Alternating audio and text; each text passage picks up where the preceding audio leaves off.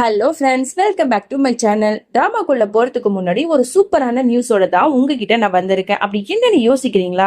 அட ஆமாங்க, part time ஜாப்பை பத்தி தான் சொல்ல போறேன். இந்த கம்பெனில ஒர்க் பண்றதுக்கு எந்த விதமான வயது வரம்பும் இல்ல. யாரு வேணா ஒர்க் பண்ணலாம். பசங்க, பொண்ணுங்க, படிச்சவங்க, படிக்காதவங்கன்னு சொல்லிட்டு எல்லாருமே இந்த கம்பெனில ஒர்க் பண்ணலாம். பார்ட் டைம் ஜாபுக்கு முக்கியமா பொண்ணுங்களுக்கு 100% ட்ரஸ்டடான கம்பெனின்னு சொல்றாங்க. இந்த ஜாப்க்கு நீங்க எந்த விதமான இன்வெஸ்ட்மெண்ட்டும் போட தேவையில்லை. வீட்ல இருந்தே ஒர்க் பண்ணலாம். அது மட்டும் இல்லைங்க, கவர்மெண்டால 100% அப்ரூவ் பண்ணப்பட்ட கம்பெனி தான். சோ உங்களுக்கு எந்த விதமான பயமும் தேவையில்லை. நான் டிஸ்கிரிப்ஷன்ல லிங்க் கொடுத்திருக்கேன். அதுல நீங்க எந்த டிஸ்ட்ரிக்ட்ல இருக்கீங்களோ அதை கிளிக் பண்ணுங்க. ஆட்டோமேட்டிக்கா உங்களுக்கு தேவையான எல்லா கேள்விகளுக்கும் அவங்களே ஆன்சர் பண்ணுவாங்க.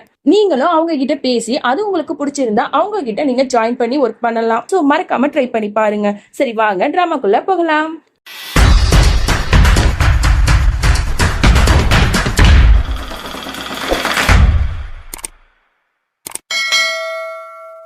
இங்க நந்தினியை தான் காட்டுறாங்க. அவ தண்ணி குடிக்கலாம் அப்படின்னு சொல்லிட்டு கிச்சனுக்கு வந்திருப்பா போல. அங்க வந்து விளக்கு அணையிற மாதிரி இருக்கு. உடனே வந்து அதுல அப்படியே கையை வைக்கிறதுக்கு போறா. அப்ப குணாலும் வந்து அந்த விளக்கு அணைய விடாம கைய வைக்கிறான். இந்த சீனை பார்க்கும்போது உங்களுக்கு எந்த தமிழ் மூவி ஞாபகம் வருதுன்னு மறக்காம கமெண்ட் பாக்ஸ்ல சொல்லுங்க. அப்படியே ஒரு செகண்ட் ரெண்டு பேரும் வச்ச கண்ணு வாங்காம ரெண்டு பேரும் பார்த்துக்கிட்டே இருக்காங்க. அதுக்கப்புறம் குணால் வந்து சொல்ல ஆரம்பிக்கிறான், இந்த மாதிரி ஓ மேல எனக்கு ஒரு ஃபீலிங்ஸ் வந்து இருக்கு. அது என்ன மாதிரியான ஃபீலிங்ஸ்ன்னு சொல்லிட்டு எனக்கு அதை வந்து சொல்ல தெரியல. அதனாலதான் நான் முடிஞ்ச அளவுக்கு உன்னை விட்டு விலகி இருக்கணும்னு நான் முயற்சி பண்ணேன். ஆனா என்னால முடியல. என் மனசுலயே வச்சுக்கிட்டு அதை கூட்டிட்டு இருந்தேன். இதுக்கப்புறமும் அதை சொல்லல அப்படின்னா எனக்கே வந்து ஒரு மாதிரியா வந்து ப்ரெஷரா இருந்துச்சு. அதனாலதான் நான் உங்ககிட்ட சொல்லிட்டேன் அப்படின்னு சொல்லிட்டு அங்கிருந்து போயிடுறான். இதை கேட்ட அவளுக்கு ஒரு மாதிரி பயங்கர ஷாக்கா இருக்கு. ஐயோ, நமக்கு தான் இந்த மாதிரி ஃபீலிங்ஸ் இருக்கு அப்படின்னு நினைச்சிட்டு இருந்தோம் அப்படின்னா இவருக்கும் இருக்கா அப்படிங்கிற மாதிரி இவளும் பார்த்துட்டு இருக்கா. அதோட அடுத்த நாள் ஆகுது. எப்போதும் போல டைனிங் டேபிள்ல உட்காந்து எல்லாரும் சாப்பிட்டுட்டு இருக்காங்க. நம்மளோட நந்தினி தான் பரிமாறிட்டு இருக்கா. குணாலுக்காக சாப்பாடு எடுத்து வச்சுட்டு இருக்கும் போது உடனே மௌலி சொல்றா, இல்ல நந்தினி, குணாலுக்காக சாப்பாடு எடுத்து வைக்காத, அவரு வந்து ஹாஸ்பிட்டல் போயிட்டாரு அப்படிங்கிற மாதிரி சொல்லிடுறா. உடனே இவளுக்கு ஒரு மாதிரி ஆயிடுது. அதுக்கப்புறம் வந்து வேலைக்காரி வந்து கேட்கறா, அந்த மாதிரி குணால் அண்ணனுக்கும் நான் சேர்த்து சமைச்சிருவா அப்படின்னு சொல்லிட்டு. இல்ல குணால் வந்து வரல, நீ வந்து அவனுக்கெல்லாம் சேர்த்து சமைக்காத அப்படின்னு சொல்லிடுவா. என்னடா அது, குணால் ஏன் வந்து இப்படி பண்றாரு, ஏன் வீட்டுக்கே வரமாட்டாரு அப்படின்னு சொல்லிட்டு இவ ரொம்பவே வந்து யோசிச்சுக்கிட்டே இருக்கா. அப்பதான் மௌலி வந்து குணால்கிட்ட பேசிட்டு இருக்கா. உடனே இவ அதை ஒட்டு கேட்டுட்டு இருக்கா. என்ன குணால், எப்போதுமே வந்து இப்படிலாம் நீ பண்ணவே மாட்ட. கல்யாணம் ஆகி இத்தனை வருஷத்துல ஒரு நாள் கூட நீ என்னை விட்டு பிரிஞ்சு இருந்ததே இல்லை. அப்படி இருக்கும்போது ஏன் இப்படிலாம் பண்ணிட்டு இருக்க?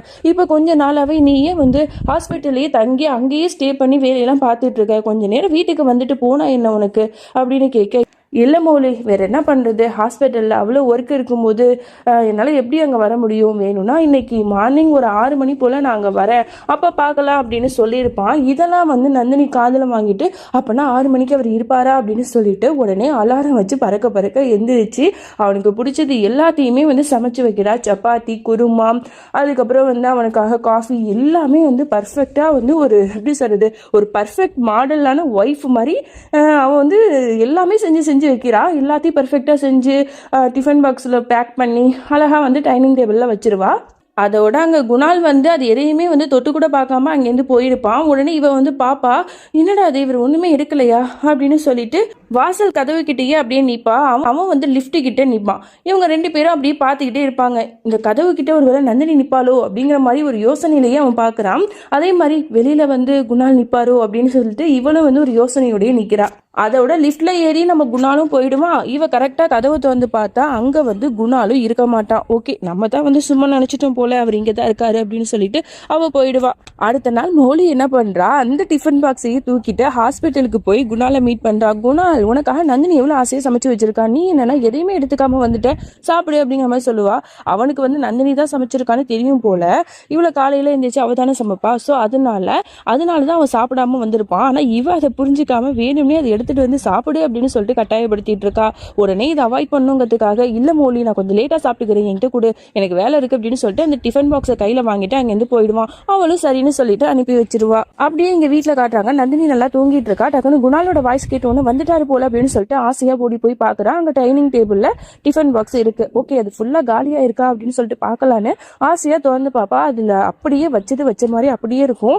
எதுவுமே சாப்பிட்டு இருக்க மாட்டான் போல. உடனே இதை பார்த்தோன்னா அவளுக்கு ரொம்பவே கஷ்டமாயிடும். எதுக்கு குணால் இப்படிலாம் பண்றாரு, எதுக்கு என்ன இவ்வளோ அவாய்ட் பண்றாரு அப்படின்னு சொல்லிட்டு ரொம்ப வருத்தப்படுவா. அப்பதான் வந்து எல்லாரும் ஒன்னா உட்காந்து பேசிட்டு இருப்பாங்க. இந்த குணால் வந்து ஏன் இப்படி இருக்கான்னு தெரியல, ஃபர்ஸ்ட்லாம் அந்த மாதிரிலாம் இருக்க மாட்டான். ஒர்க்கு ஒரு பக்கம் இருந்தாலும் வீட்டுக்கு வந்து அடிக்கடி வந்துருவான். ஆனா இப்போ ஒரு கொஞ்ச நாளாவே வந்து வீட்டு பக்கமே வரமாட்டான். என்னன்னே தெரியலையே, ஏன் இப்படி நடந்துக்கிறான், ரொம்ப புதுசா இருக்கு இதெல்லாம் அப்படின்னு சொல்லிட்டு வீட்டுல எல்லாருமே வந்து பேசிக்கிட்டு இருக்காங்க. இதெல்லாம் கேட்டுட்டு அவளுக்கு ஒரு மாதிரி கில்ட்டியா இருக்கு. ஒருவேளை நம்ம இருக்கிறதுனால தான் அவர் வரமாட்டாரோ, நம்ம மேல அவருக்கு ஒரு மாதிரியான ஃபீலிங் இருக்குன்னு சொன்னார்ல, ஸோ அதனால தான் அவர் வந்து என்ன அவாய்ட் பண்றாரு போல, இதை பத்தி அவர்கிட்ட பேசலாமா அப்படின்னு இவ யோசிச்சுக்கிட்டே ரூமுக்கு போறா. ரொம்ப தயங்கி அவனோட ஹாஸ்பிட்டலுக்கு ஃபோன் பண்றா. அவனும் அட்டென்ட் பண்றான். ஆனா எதுவுமே பேசாம அப்படியே அமைதியா இருக்கா. அவளுக்கு அழுகையா வருது.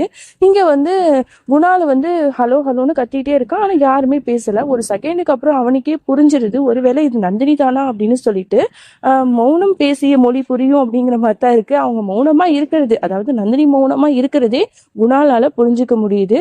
இது நந்தினி தான் கால் பண்ணிருக்கா அப்படின்னு சொல்லிட்டு அதோட நந்தினி போனை வந்து கட் பண்ணிடுவா. அதோட நைட்டு நேரமா ஆயிடுது. குணாலும் வீட்டுக்கு வரா. மௌலி அவனுக்காக வெயிட் பண்ணிட்டு இருப்பா. உடனே அவன் கூட பேசிட்டு இருக்கா. குணால், என்ன ஆச்சு, நீ எப்பவுமே இப்படி இருக்க மாட்டியே, நைட் டியூட்டி வந்து என்னையே போக வேணாம் அப்படின்னு நீ சொல்ற ஆளு, அப்படி இருக்கும்போது இப்ப நீயும் வந்து நைட் டியூட்டி போற, ராவு பகலா உழைக்கிற, என்னடா ஆச்சு, ஏதாவது பிரச்சனையா, இதா இருந்தாலும் என்கிட்ட சொல்லு, நம்ம 2 பேரும் ஷேர் பண்ணிக்கலாம் அப்படின்னு சொல்லிட்டு ஒரு நல்ல மனைவியா ரொம்ப ஆறுதலா அவங்ககிட்ட பேசிட்டு இருக்கா.